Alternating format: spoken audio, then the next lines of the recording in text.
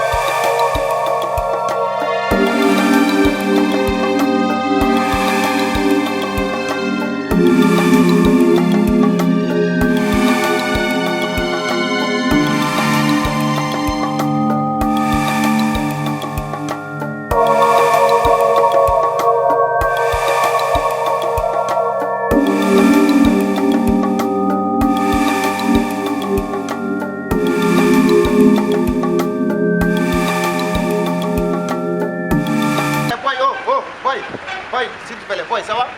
Ça va, nous battons, nous battons.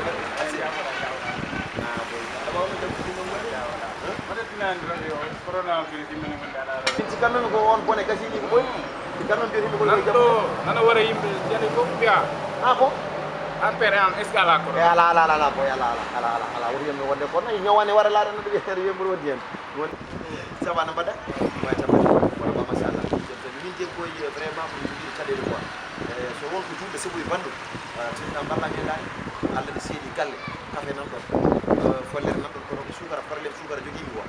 Yo problème sugara wona ligati no jirma mi ka jantal boy ka jantal men kadi an e sahama gonda be dadi ken sumi arde ma dat heba sugar bala dum ba wallahi zaman ba ha tamare ko problème sugar tan digi kadi korka fundi go mi jura yi problème bani ko hande ko digi problème wallahi dum wala be jew badan ni ni ma ni tan problème sugar digi ko an anu ko an holto gummida min bulli ko galle ni ko problème sugar tan digi ko an ada yaha ada anda neddo ne yaha tamu ko jogi temps ko yaade répétition dara darnam ela ko betami sugaren ga kafe ga mew ga min ko ngaduna ko Allah tan boy woni sugaren kafe sugar ak ko karan sa jogi après malla min quoi to mo jindi sabul bandu jogi tanay merde ni de mbaton cimmodon bonki mon ha mbiyon sañan anani gona ari wiide mi wonde don cimmoda bonki ma ha darda e ponto jinne biya kam anne kay boy merde ni mbaton cimmodon ha mbiyon soygo doj aran gaddardo no kabon kastuji mon mbiyen merde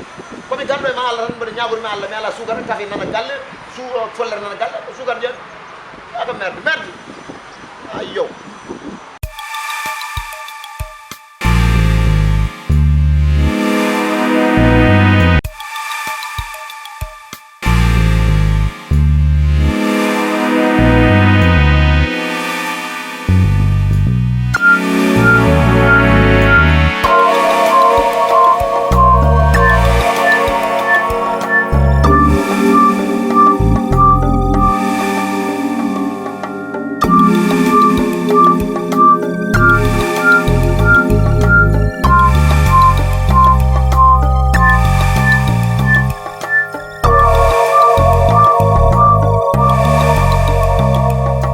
quoi.